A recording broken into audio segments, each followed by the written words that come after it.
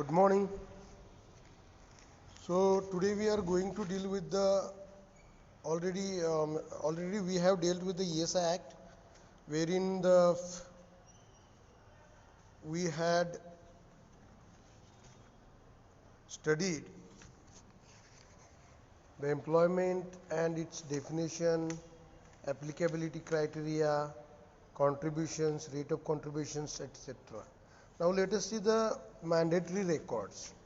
It means what kind of a records to be kept, to be preserved by the corporation or by the under the act, by the factories, by the industries, by the corporation board, etc. So there are various forms that can be kept with the employer or for the purpose of employees record. One form number 01 says about employers registration form. So that must be there. Form number 01A, it is relating to the annual information on the factory or establishments. Form number 1, declaration form. Form number 1A, family declaration form. Form number 1B, changes in family declaration form. Form number 3, return of declaration forms. Form number 4, identity cards of the employees. Form number 4A, family identity card. Form number 5, return of contributions. Form number 6, register of employees. Form number 8, special intermediate certificates. Form number 10, abstention verification, sickness benefits, temporary disablements. So form number 12 deals with the sickness of temporary disablement. Form number 12A, maternity benefits for sickness. Form number 13, sickness or temporary disablement or maternity benefits for sickness. Form number 13A, maternity benefits for sickness. Form number 14, sickness or temporary disablement, maternity benefits. So these are the some forms that record must be kept by the company or industry or that corporation or factory.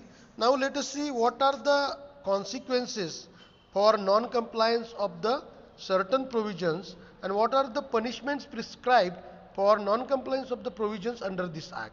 So let us see first of all section 84 to 86A deals with the offences and penalties or punishments. So these are as follows. Section 84 deals with the false statement for the purpose of causing any increase in payment or benefit, or for the purpose of causing any payment, or for the purpose of avoiding any payment to be made by himself, knowingly makes or causes to be made any false statement.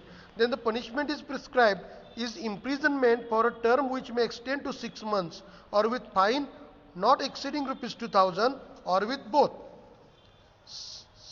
Next, section 85 subsection A deals with the if anyone fails to pay any contribution which under this act he is liable to pay.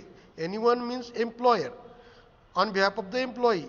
If he fails to pay the contribution which under this act is prescribed, then he is liable to for imprisonment, minimum 1 year imprisonment for a term which may extend to 3 years and fine of rupees 10,000. Section 85B deals with the anyone deducts, anyone means employer, keep in mind, deducts or attempts to deduct from the wages of an employee the whole or any part of the employer's contribution, then imprisonment given is minimum 6 months and fine of rupees 5,000 has been provided under this act. Now section 85C, if any contravention or contrasting statement or contravention of section 72 reduces the regarding reduction in the wages or any privileges or benefits that is admissible to the employee, if these are the provisions contravened, then the imprisonment for a term which may extend to 1 year or with a fine which may extend to rupees 4,000 can be imposed upon that person or that employer. Section 85D deals with any contravention or any opposition is to be made against section 73 or any regulation dismisses, discharges, reduces or otherwise punishes an employee, then imprisonment for a term which may extend to 1 year or with a fine which may extend to rupees 4,000 or with both can be imposed, can be levied upon that employer. Section 85 subsection E deals with or says that if employer fails or refuses to submit any return required by the regulations or makes a false statement regarding return, then he is liable for imprisonment for a term which may extend to 1 year, or with a fine which may extend to 4,000 rupees, or with both punishments. Section 85F says, if employer obstructs any inspector or any other official from the government or corporation, then in the discharge of his duties, then such employer can be liable for imprisonment for a term which may extend to 1 year, or with a fine which may extend to rupees 4,000, or with both.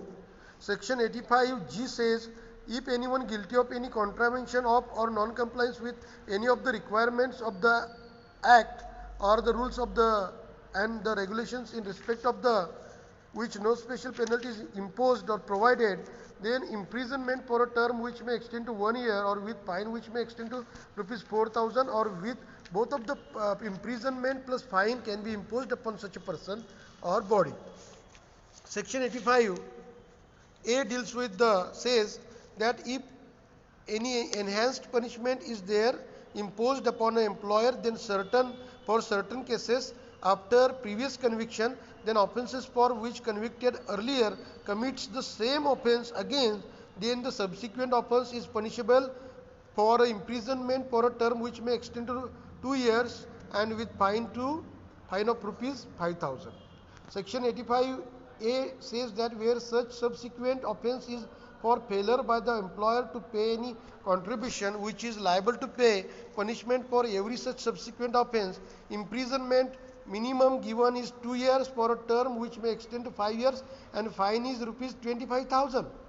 So in what case, whereas any such subsequent crime committed for failure by the employer to pay any contribution, suppose if any employer has been failed to pay contribution and such offence is continuous, one time done, second time done, third time done. So for this one time done, after this one time, second time or third time or fourth time, the punishment is very severe, and it is given as a 2 years punishment, which can extend to 5 years if that person is incorrigible, not mendable.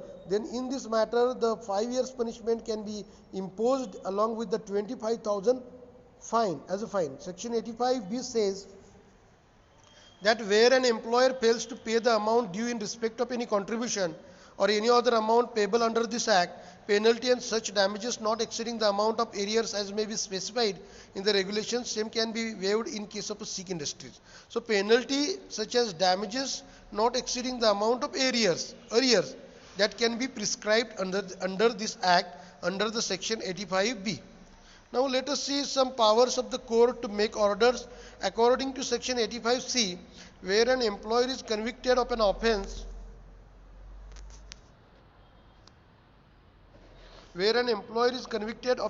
for failure to pay any contribution payable under this Act, the court may, in addition to awarding any punishment by order in writing, require him within a period specified in the order to pay the amount of contribution in respect of which the offence was committed and to furnish the return relating to such contributions. So court has a power not to impose punishment only, but to give certain time limit to that employer to pay some contribution, remaining contribution in respect of which the offence was committed.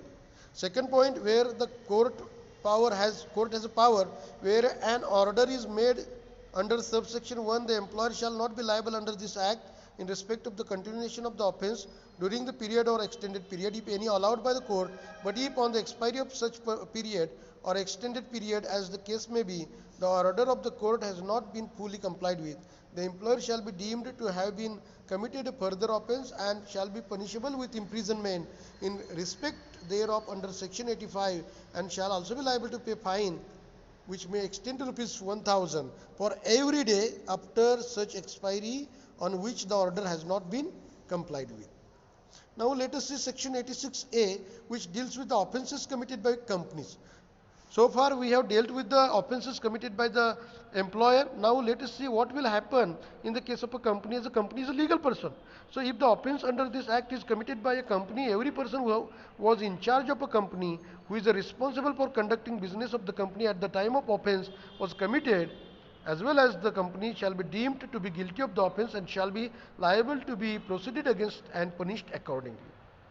Provided that nothing contained in this subsection shall render any person liable to any punishment if he proves that the offence was committed without any his knowledge, or that he exercised all due diligence, he hasn't given any negligence, he has taken all the diligence to prevent the commission of such an offence, then in this matter exemption can be granted.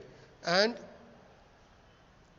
if any neglect or any on the part of connivance, any director or any manager, or is attributable to any neglect, then such officer of the company, such director, manager, secretary, or any person who is responsible in that capacity shall be deemed to be guilty of that offence and shall be liable to be proceeded against him or that person according to the law and punished also accordingly. Now let us discuss some points to be remembered. Keep in mind always these points. One is, first of all, the law is relating to the Employees State Insurance and is governed by the Employees State Insurance Act 1948. Second point, the objective of the Act is to provide for certain benefits to employees in cases of sickness, maternity benefits, in cases of employment injury, and to provide for certain insurance and other matters in relation to the insurance. The third point is, the Act is applicable to all the factories, all the industries, whether it is a corporation, whether it is a government, whether it is a non-government.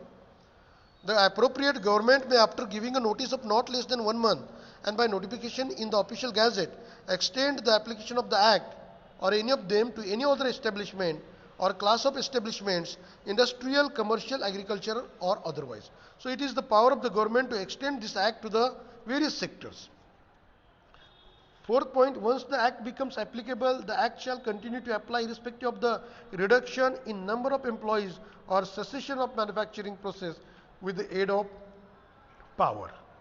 Next point, all the employees in factories or establishments or industries or a company to which this Act applies shall be insured in prescribed manner. Such insured persons shall pay contributions towards insurance fund through their employers, who will also pay their own contribution. The ESI Act authorizes central government to establish Employees State Insurance Corporation for admission of the Employees State Insurance Scheme. All contributions paid under this Act and all other monies received on behalf of the corporation shall be paid into a fund called the Employees State Insurance Fund, which shall be held and administered by the corporation for the purpose of this Act. The insured person, their dependents, or their family are entitled to receive various benefits on prescribed scale. Right to receive benefits is not transferable or assignable. When a person receives benefits under this Act, he is not entitled to receive benefits under any other enactments or any other law. So these are some of the most important points to be kept, remember, must be lost in your mind. So this is what we have concluded this topic of ESI Act today. If you have any query, doubt, then feel free to contact me, call me, or WhatsApp me. Thank you very much.